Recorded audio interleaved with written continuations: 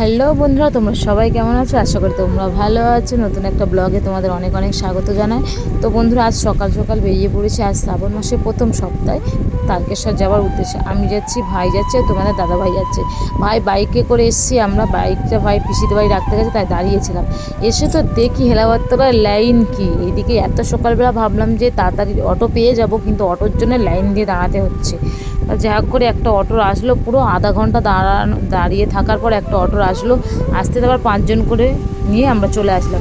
এসে তো ব্যারাকপুরে এসে দেখি একই অবস্থা, এইদিকেও গাড়ি ঘোড়ার এত সমস্যা। যা হোক একটা টোটো ধরে আমরা এখন সোজা চলে যাব পুরো শেওড়াফুলি ঘাটে।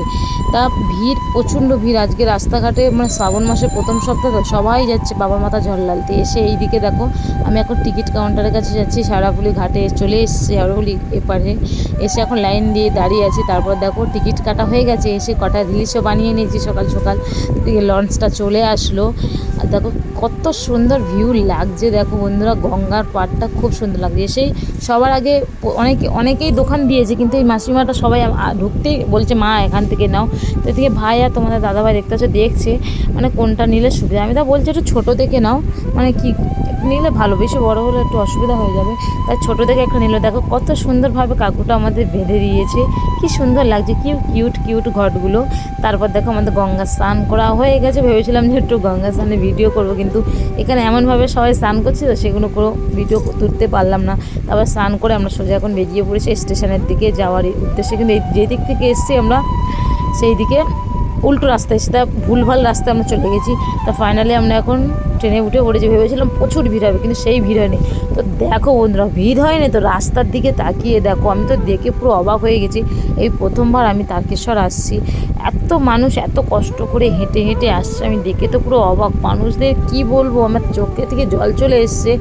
এদের পায়ে পা কেমন ফুলে গেছে, ফসকা পড়ে গেছে। এত ছোট ছোট বাচ্চারা, কাকিমারা আমাদের সঙ্গে যাদের সঙ্গে দেখা হয়েছে, মানে দেখে আমার কি কষ্ট লাগছে। ভাবছি আমরা এইটুকু কষ্ট সহ্য করতে পারি না। আমি খালি পায়ে এসেছি, আমার পায়ের অবস্থা অতটা ভালো না যে আমি হেঁটে আসবো।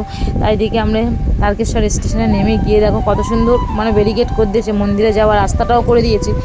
তো মন্দিরে যাওয়ার মুখে এসে আমি তো পুরো অবাক হয়ে গেছি, কতটা লাইন দিয়ে। কি বলবো বন্ধুরা, আজকের ওয়েদারটা এত গরম পড়েছে, কি বলবো। টানা 3 ঘন্টা লাইন দেওয়ার পর মন্দিরে ঢুকে পড়েছি। আমরা এখন দুধ পুকুরের পাশ দিয়ে যাচ্ছি। তো দেখো বন্ধুরা, তোমরা বাবার দর্শন পেয়ে গেছো, ওই যে মন্দির। তো আমরা পুরো এসে গেছি, কিন্তু ভাগ্য কতটাই খারাপ।